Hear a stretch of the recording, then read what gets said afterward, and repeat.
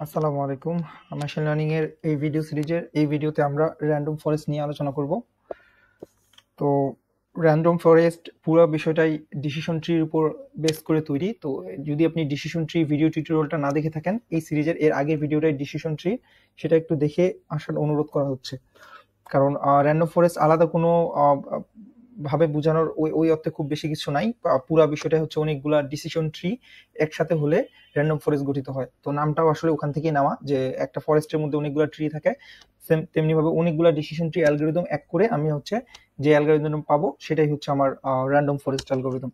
আমরা যদি যে কোনো একটা ডিসিশন ট্রি নিই, সেখান থেকে আমি যদি একটা রেজাল্ট পাই, অন্য একটা ডিসিশন ট্রি যদি অন্যভাবে ফরম্যাট করি, তো আমার রেজাল্টটা পাল্টে যেতে পারে। তো এইভাবে যদি আমি এন সংখ্যক মনে করেন যে আমি 3টা বা 4টা 5টা হচ্ছে ডিসিশন ট্রি নিলাম, তো এটার মধ্যে মেজরিটি যদি আমার যেই জিনিসটা বলবে সেটাই হচ্ছে আমার রেজাল্ট হবে। তো বাস্তবিক লাইফে এরকম হয়, আমরা যে কোনো কিছু যদি কিনতে চাই বা কোনো বিষয়ে যদি মতামত জানতে চাই, তো দেখা যায় যে আমরা অনেকগুলো ফ্রেন্ডকে নক করি। তো দেখা যায় যে মেজরিটি মানুষ বা মেজরিটি ফ্রেন্ড আমাদের যদি বলে যে হ্যাঁ তুমি ওই জিনিসটা কিনো, তখন আমরা হচ্ছে ওটা কিনে ফেলাই। এক্স্যাক্টলি মেশিন লার্নিং এর এই অ্যালগরিদমটাও সেম প্যাটার্নেই কাজ করে, যে অনেকগুলা ডিসিশন ট্রি বিভিন্নভাবে বানাই। এখন ডিসিশন ট্রি বানানোর যে ক্রাইটেরিয়া বা ডিসিশন ট্রি কিভাবে বানাই, এর আগের ভিডিওতে একদম ইন ডেপথ ডিটেইলে ওটা আলোচনা করা আছে। তো ওইভাবে আমরা বিভিন্ন ডিসিশন ট্রি বানাবো, তারপর হচ্ছে ফাইনাল রেজাল্টটা নিব। ওই জন্য শুধুমাত্র একটা ডিসিশন ট্রি নিলে আমার অনেক সময় হইতেই পারে যে স্যাম্পলিং এর পার্থক্যের কারণে আমি পিওর রেজাল্টটা পাই নাই। বাট আমি যদি আলাদা আলাদা 10টা ডিসিশন ট্রি নিই, তাহলে কিন্তু আমার এই ভুল হওয়ার চান্সটা খুবই কমে যাবে। এই জন্য হচ্ছে আমরা র্যান্ডম ফরেস্টটাকে বেশ পাওয়ারফুল একটা অ্যালগরিদম হিসেবে বিবেচনা করি। তো এই র্যান্ডম ফরেস্টের আরেকটা একদম রিয়েল উদাহরণ আমি এখানে রেখেছি। যদি মনে করেন যে আপনার অনেকগুলো ফ্রুটস আছে, এখানকার মধ্যে আপেল এবং ব্যানানা আপনাকে ক্লাসিফিকেশন করতে হবে। তো আপনি কি করছেন, দুইটা র্যান্ডম ট্রি থেকে আপনার অ্যাপল আউটপুট দিছে, আর একটা র্যান্ডম ডিসিশন ট্রি থেকে আপনার ব্যানানা আউটপুট দিছে। তো পরবর্তীতে এই 3টা ডিসিশনের মধ্যে যেহেতু 2টা ডিসিশন ট্রি আপনাকে বলছে যে এই বিষয়টা অ্যাপল, তাহলে আপনি বলতে পারবেন যে ফাইনাল রেজাল্টটা অ্যাপল। ব্যাপারটা এমনই সিম্পল। তো এটার জন্য হচ্ছে থিওরিটিক্যাল বিষয়গুলো আমি দেখালাম না, কারণ পুরো বিষয়টা জাস্ট অনেকগুলো ডিসিশন ট্রি এর কম্বিনেশন। তো এগেইন ডিসিশন ট্রিটা একটু দেখে নেবেন। আমরা একেবারে কোডে চলে যাই। আমরা হচ্ছে আজকে হচ্ছে এই যে অ্যামিনিস ডাটা সেট, যে ডাটা সেটে প্রায় 10,000-এর মতো হ্যান্ড রিটেন ডাটা রয়েছে, যেখানে 1 থেকে 9 পর্যন্ত সংখ্যাগুলো লেখা আছে, এবং এই ডেটা সেট নিয়ে আমরা এই ভিডিও সিরিজে আগেও কাজ করেছি। ওইটা আজকে আমরা র্যান্ডম ফরেস্ট দিয়ে আমরা ব্যবহার করে দেখবো। তো এটার জন্য আজকে সাইকিট লার্ন লাইব্রেরির ভিতরেই আমার হচ্ছে এই ডেটা সেটটা দেওয়া আছে, ওইটা আমি লোড করে নিয়েছি। আর ডেটা সেটটাকে যদি আমি ট্রেন এবং টেস্টে ভাগ করতে পারি, এটার জন্য হচ্ছে ট্রেন টেস্ট স্প্লিট নামে আরেকটা ডেটা সেটে মানে আজকে লার্ন লাইব্রেরি একটা মডিউল অ্যাড করে নিয়েছি। এর বাইরে আমি হচ্ছে যে বিখ্যাত ডেটা মানে অ্যালগরিদম দিয়ে আমরা কাজ করবো র্যান্ডম ফরেস্ট, সেটা হচ্ছে আমি এখানে ইম্পোর্ট করে নিয়েছি। তো ইম্পোর্ট করার আগে দেখেন এখানে লেখা আছে এনসাম্বল। তো এনসাম্বল মানে হলো গ্রুপ, মানে অনেকগুলা যদি অ্যালগরিদম আমরা একসাথে ইউজ করি, ওটাকে আমরা বলতেছি এনসাম্বল। তো ওই এনসাম্বল লাইব্রেরি একটা পার্ট হলো র্যান্ডম ফরেস্ট ক্লাসিফিকেশন। তো শুধুমাত্র ক্লাসিফিকেশন না, র্যান্ডম ফরেস্ট দিয়ে আসলে রিগ্রেশন মডেলগুলোও সলভ করা যায়, but most of the case আমরা আসলে ক্লাসিফিকেশন প্রবলেমগুলাই ডিসিশন ট্রি এবং র্যান্ডম ফরেস্ট দিয়ে সলভ করি। এছাড়াও আমি ওইটার ভিতরে ইররগুলো দেখানোর জন্য, মেজার করার জন্য আমি ম্যাট্রিক্স মডিউলটা অ্যাড করে নিয়েছি। এর বাইরে আমি পান্ডা অ্যাড করছি, যে কিছু ভিজুয়ালাইজেশন বা ডাটাগুলোকে নিয়ে যদি আমরা টুকটাক ম্যাথমেটিক্যাল অপারেশন করি সেটা দেখার জন্য। এর বাইরে ম্যাটপ্লটলিব এবং সিবর্ন লাইব্রেরিটা অ্যাড করে নিয়েছি কিছু ভিজুয়ালাইজেশন দেখার জন্য। বাট মূল বিষয়টা হলো এই যে র্যান্ডম ফরেস্ট অ্যালগরিদমটা, এটাকে ইম্পোর্ট করে নাও। তো এটাকে যদি রান করে নিই, তো এখন হচ্ছে আমি একটা ভেরিয়েবলের ভিতরে আমি আমার ডেটা সেটটাকে লার্ন করে নিই, লোড করে নিই। তো এটা যদি লোড করে নিই, এখানে যদি আমি একটু দেখতে চাই যে এটার ভিতরে কি কি আছে। আচ্ছা, সরি, ডিজিটে আমি হচ্ছে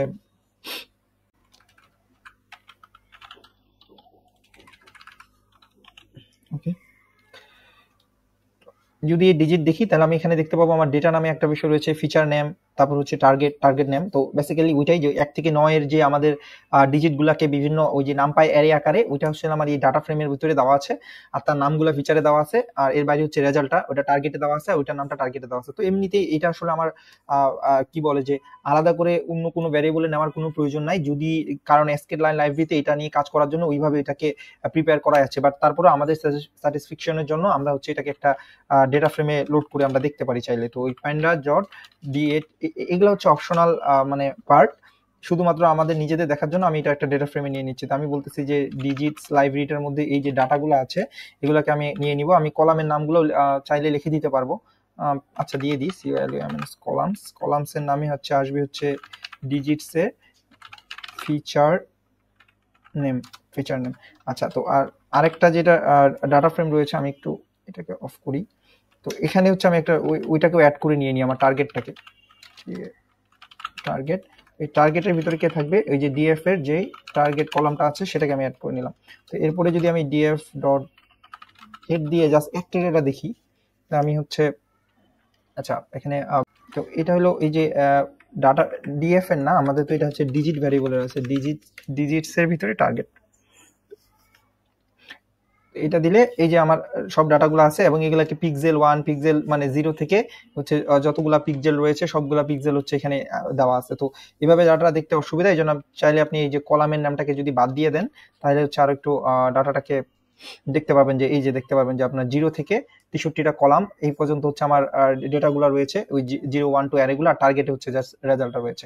তো জাস্ট এটা হচ্ছে আমাদের দেখার জন্য যে কি ডাটাটার এমিনিস ডাটা সেটে ডাটা রয়েছে। বাট আমরা জানি হচ্ছে মেশিন লার্নিং মডেলকে ট্রেন আপ করানোর জন্য আমরা কি করি, ওই পুরো ডেটাটাকে হচ্ছে আমরা হচ্ছে দুইটা ভাগে এক্স ট্রেন আর এক্স টেস্টে ভাগ করি এবং সঙ্গে হচ্ছে ওয়াই ট্রেন ওয়াই টেস্টে ভাগ করি, অর্থাৎ আমরা 4টা ভেরিয়েবল নিয়ে পুরো ডাটাটাকে নিয়ে ফেলাই। তো আমরা X train, X test, Y train এবং ওয়াই টেস্ট এভাবে ভাগ করলাম, কারণ আমি হচ্ছে ডাটাটাকে ট্রেন এবং টেস্ট দুই ভাগে ভাগ করব, আর ফিচারগুলোকে আমরা এক্স অক্ষে রাখতেছি এবং টার্গেট ভ্যারিয়েবলটাকে ওয়াই অ্যাক্সিসে রাখতেছি। এই জন্য আমি এক্স এবং ওয়াই আলাদা আলাদা করে নিয়েছি। আর ওই যে ট্রেন টেস্ট স্প্লিট নামে যে আমি মডিউলটা যোগ করেছিলাম শুরুতে, ওই ট্রেন টেস্ট স্প্লিট মডিউলের ভিতরে আমি হচ্ছে জাস্ট আমার হচ্ছে প্যারামিটার দিব। তো আমার এক্স অ্যাক্সিসে কি থাকবে, ডিজিটের ভিতরের যতগুলা ডাটা রয়েছে সব থাকবে। তো এই যে ডিজিট ডট আমরা যদি ডাটা নিই, এটাতে এখানে হচ্ছে এক্স এর গুলা থাকবে, আর ডিজিটের ভিতরে যে টার্গেটটা সেটা হলো আমার হচ্ছে ওয়াই অ্যাক্সিসে যাবে। তো ওইটাই আমি সরাসরি এখানে লিখে দিলাম টার্গেট।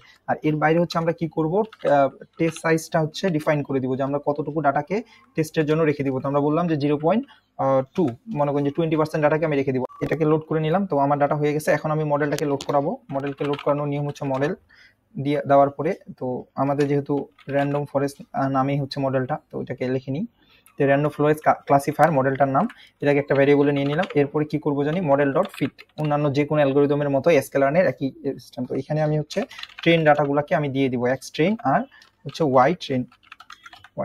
তো এইটুকু দিলে আমার মডেলটা হচ্ছে কি বলে যে ট্রেন আপ হয়ে যাবে। এবং এটা যদি আমি রেজাল্টটা দেখতে চাই এক লাইনেই দেখে ফেলাই, তাহলে এটা দিয়ে ডট এসইও স্কোরের ভিতরে আমি কি বলবো যে টেস্ট করব ওয়াই টেস্ট, তাহলে এই জন্য টেস্টের ডাটাগুলো। তাহলে এই লাইনে আমি মডেলটাকে লোড করে নিয়েছি, এই লাইনে আমি মডেলটাকে ট্রেন আপ করিয়েছি, এবং এই লাইনে আমি টোটাল যে ডাটাগুলোকে এই মডেল ট্রেনিং এর সময় ইউজ করে নাই সেগুলো যেহেতু আমার টেস্ট ভ্যারিয়েবলের ভিতরে রয়েছে, ওই টেস্ট ভ্যারিয়েবল দিয়ে আমি হচ্ছে একেবারে রেজাল্টটা দেখে নিতে যাচ্ছি যে মডেলের কি রকম রেজাল্ট। আমি দেখতেছি আমার 97% অ্যাকুরেসিতে রেজাল্ট দিয়েছে। বাট আমরা যদি মনে থাকে যে আগের যে মডেলগুলো বানিয়েছিলাম ওটা কিন্তু এইরকম ভালো অ্যাকুরেসি দিচ্ছিল না।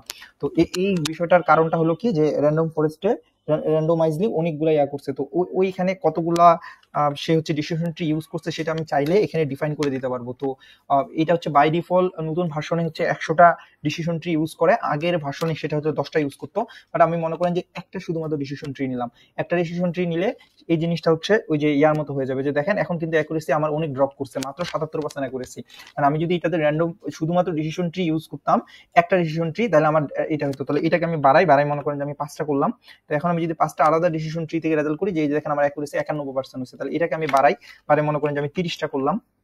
তো 30টা করলে আমি কি দেখবো, আমি দেখবো যে অ্যাকুরেসি 96% হচ্ছে। আচ্ছা 30টা জায়গায় আমি হচ্ছে 50টা ডিসিশন ট্রি নিই, এটাকে চেঞ্জ করি।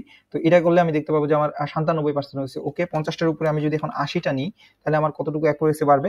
তো আমি দেখতেছি যে আমার অ্যাকুরেসি আগের মতোই আছে। তাহলে আমি বুঝতেছি যে আমার অলরেডি 50টার মধ্যে ডিসিশন ট্রি যদি হয়, তাহলে হচ্ছে আমার কি হবে, আমি হাইয়েস্ট অ্যাকুরেসি পাচ্ছি। তো এটাকেই বলা হয় হাইপার প্যারামিটার টিউনিং, যে আমি হচ্ছে আমার মডেলের জন্য ঠিক করে দিব যে আমার কতগুলো ডিসিশন ট্রি লাগবে। কারণ এর চেয়ে বেশি 50-এর বেশি ডিসিশন ট্রি দিলে কিন্তু আমি কোনো ইফেক্টিভ রেজাল্ট পাচ্ছি না। তো ওইটা হচ্ছে শুধুমাত্র আমার কম্পিটিশনাল পাওয়ারটাকেই নষ্ট করতেছে। তো এই কারণে আমি হচ্ছে নিজের মতো প্যারামিটার টিউনিং করে নিতে পারবো।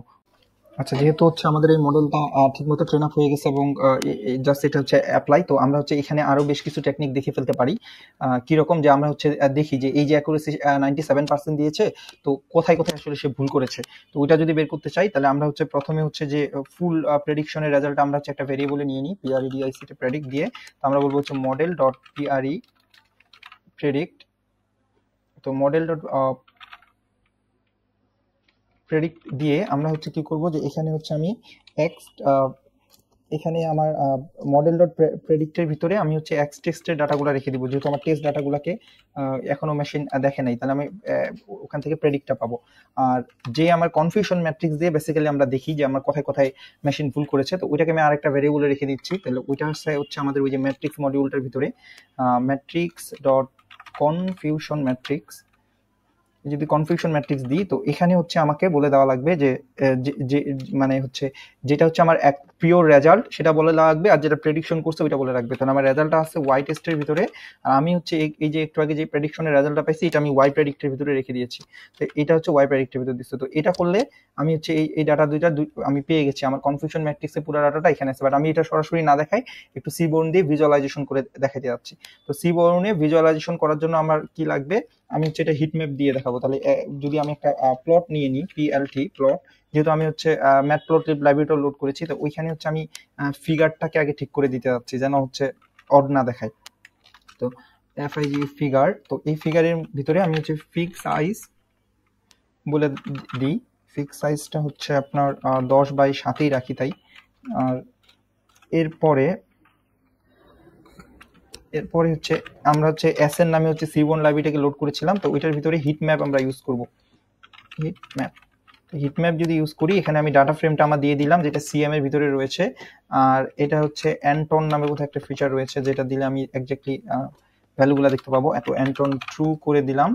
আর এটা এফএমটি ফরম্যাটটা আমি হচ্ছে যেহেতু ইন্টিজার ফরম্যাটে দেখাবে, তো সেটা দিয়ে দিলাম। আচ্ছা, আমি যদি একটু দেখি যে এই যে দেখেন, আচ্ছা বেশ বড় হয়ে গেছে, এটাকে আর একটু ছোট করা যায়। আচ্ছা থাক, ছোট ছোট, হ্যাঁ ছোট ছোট করি এটাকে আমি। আচ্ছা 8/5 করি, একটু ফিগারটাকে আর একটু ছোট করি।